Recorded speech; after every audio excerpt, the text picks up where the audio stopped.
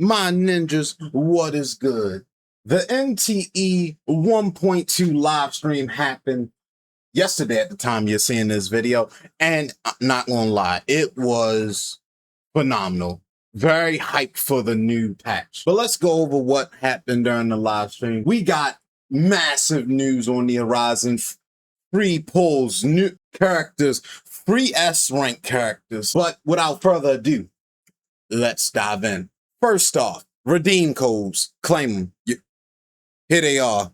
I know you need that analyst, especially after those Lacrimosa and Chaos pulls. Second off, we getting a free multi this patch. Standard, what we normally get each patch. Up next, we are getting a free S rank selector to anyone who creates a character and unlocks the mail feature before 1.2 ends. Phenomenal.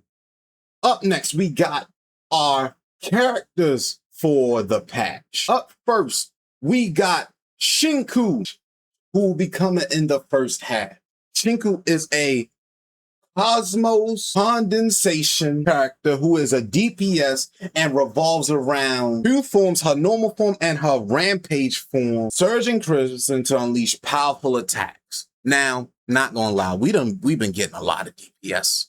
And if you just got Chaos, this probably isn't looking too good for you, but still, she looks phenomenal. Like the way she attacks, I feel every impact, straight up like annihilation. The aura this woman is admitting is insane. And she can use her rage form to traverse faster around the overworld. So a nice little like bonus from her. And in terms of her team, she'll probably honestly be paired with the other character coming this patch, Iroi. Iroi, who is a anima liquid support character and healer. She will provide buffs and heal through her unique regression and imagination mechanics. Like she has these three little like lambs that she can conjure up and like build gauge, and that her special resource top tier. Like can't wait to summon for. Plus, she looks so adorable. Like just very adorable here. And then we have their arcs. Blushing Mirage is for Shinku and the Wrong Gate is for Iroi. As I said before, we getting Shinku in our first patch in her arc, and then we get Iroi in the second phase of the patch. Up next, and this is a big one, we getting a new mode, the 999 Ninth tabletop game. And basically, we getting Dungeons and Dragons and NTE. In this tabletop inspired event, you will journey across a warring continent, a vast world made up of multiple regions, quests, and storylines, and ultimately to encounter a dragon. Like, bro, that they show gameplay of like the dragon boss fight, and it absolute cinema. You'll also, and it's not just bare bones like that either. They're also introducing RPG mechanics. We're going to be able to get like different types of armor and like legendary gear. And the best part is that it changes your character's in-game appearance. Like you'll actually be able to see the gear that you pick up and put on, and you can mix and match. So, you know, the fashion game is also there for the people who are into that. And even better is that most of these outfits are we going to be able to wear like in New Hethro. I think that's the name of the city.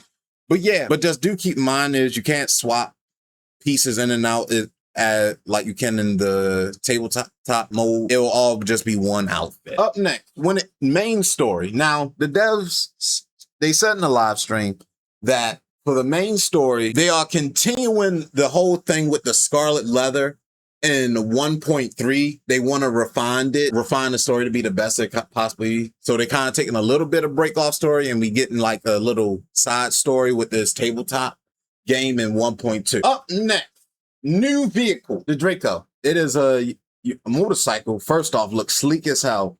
And with this bike, not only is it cool, but if it also, you can use Shinku to ride on it instead of the Appraiser. And it also has a special like visual effect when paired with Shiku's Dragon Knight outfit, one of the outfits from the the 999 Nights mode.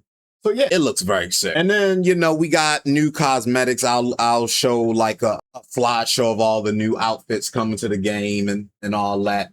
And then when it comes to things like new events, we obviously have the Shinku like resolve perks before dawn. That's the, if you summon a certain amount of times, you get certain cosmetics.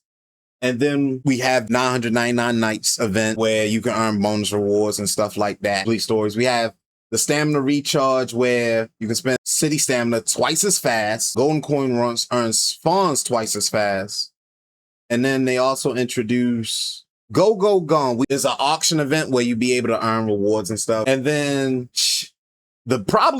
what everyone's going to be the most hyped for, Shadow and Seek, which is basically prop hunt from Call of Duty, if you're familiar with how that works. Now, in this mode, they put their own twist on it. So you're going to be able to take out the hunter, basically, or the seeker, because if y'all don't know, in prop hunt and Call of Duty, you can slap down decoys. But typically in Call of Duty, there's nothing that really stops you from just spraying and praying and just hoping you get lucky. But in this mode, the hunter destroys a decoy, they'll take damage, and if they take too much damage, then they just lose. And then they have Fishing Frenzy. We're going to be able to spearfish, and basically it's like an addition to the sea angler hobby. Now, for the QOL improvements, first off, the interface of the portable player has been simplified. You can now bulk select materials when leveling up characters. That's a big one, like, bro. Having to click on each individual icon multiple times to select the amount of materials painful. And then a player reporting feature has been added to the online racing battles. I haven't really done the online mode for racing, so y'all gonna have to tell me in the comments. Are there like griefers and stuff in the racing mode, like, or foul play or whatever? And then selected outfits now include an option to hide certain parts and accessories. Like they showed an image of one of Lacrimosa's like dark fantasy outfit, the one where she's like a dark fantasy princess, where it shows with and without the cape. Nice little addition.